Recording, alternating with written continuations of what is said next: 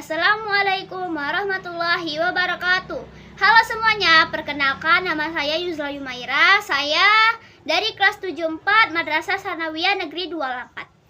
Saya di sini ingin mengikuti perlombaan storytelling dengan menceritakan secara singkat kisah Nabi Muhammad SAW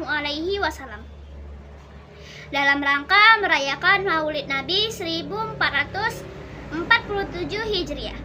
Sebelumnya pasti kalian sudah tahu kan siapakah Nabi Muhammad itu? Ya betul, Nabi Muhammad adalah Rasul sekaligus pedoman bagi umat Islam. Teruntuk umat Islam, pasti kalian tahu kan asal usul serta kisah dari Nabi Muhammad SAW. Nabi Muhammad lahir di Mekah pada hari Senin 12 Rabiul Awal 571 Masehi atau biasanya disebut dengan tahun gajah. Mengapa disebut dengan tahun gajah? Karena pada saat Nabi Muhammad lahir, pasukan gajah di bawah pimpinan Abraha Habasyah tengah menyerang Ka'bah. Dan Allah menghentikan peperangan itu dan melindungi bangunan suci itu dengan cara mengirimkan burung ababil yang membawa batu sijil, yaitu batu dari neraka, lalu dilemparkan kepada tentara Abraha. Peristiwa ini juga tertulis dalam surah Al-Fil yang artinya perang gajah. Selanjutnya, apakah kalian sudah tahu bahwa Nabi Muhammad sudah menjadi anak yatim sejak masih di dalam kandungan ibunya? Ya, Nabi Muhammad sudah menjadi anak yatim sejak masih di dalam kandungan ibunya. Karena pada saat ibunya mengandung dirinya, ayahnya pergi berangkat berdagang ke negeri Syam. Lalu saat kembali ke kota Madinah, ayahnya jatuh sakit. Lalu wafat di usia ayahnya yang ke-18 tahun dan dimakamkan di kota Madinah. Setelah Nabi Muhammad lahir, ia diasuh oleh ibu susunya, yaitu Halimah As-Sa'diyah. 4 tahun lamanya ia diasuh oleh Halimah. Dan saat ia berusia 5 tahun, ia dikembalikan kepada ibu kandungnya, yaitu Siti Aminah. Saat dia berusia 6 tahun, Siti Aminah wafat, lalu ia diasuh dan dibesarkan oleh kakeknya Abu Muthalib. Dan ketika kakeknya wafat, ia dibesarkan dan diasuh oleh pamannya, yaitu Abu Thalib. Wahyu pertama yang diterima oleh Nabi Muhammad SAW yaitu ketika ia berusia 40 tahun di Gua Hira. Ia menerima wahyu pertamanya dari malaikat Jibril. Dari situlah tanda-tanda kenabiannya.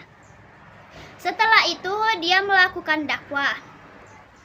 Dia melakukan dakwah secara diam-diam kepada keluarga dan kerabat dekatnya. Orang yang pertama masuk Islam dan menerima dakwahnya yaitu Siti Khadijah. Setelah dia melakukan dakwah secara diam-diam, dia melakukan dakwah secara terang-terangan.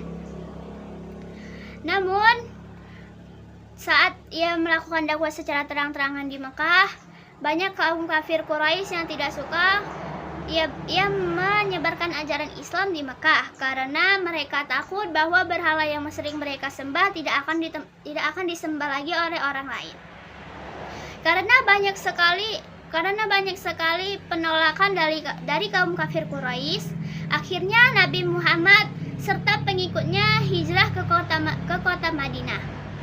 Saat ia hijrah ke Madinah, ia mendirikan masyarakat serta negara Islam pertama, di mana ajaran Islam menjadi dasar hukum dan kehidupan sosial.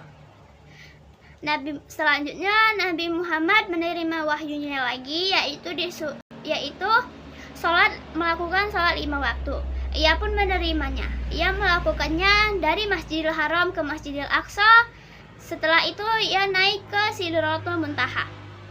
Peristiwa itu biasanya kita sebut Isra Miraj, yang sampai sekarang masih sering kita ketahui dan sering kita rayakan. Nabi Muhammad SAW wafat di usianya yang ke-63 tahun pada tahun 632. Ia meninggalkan banyak sekali warisan. Salah satunya agama dan prinsip-prinsip Islam yang sampai sekarang masih menjadi pedoman bagi umatnya. Saya rasa cukup sekian. Lebih dan kurang saya mohon maaf. Kepada Allah saya mohon ampun. Saya akhiri dengan wabillahi taufik wal hidayah. Wassalamualaikum warahmatullahi wabarakatuh. Terima kasih.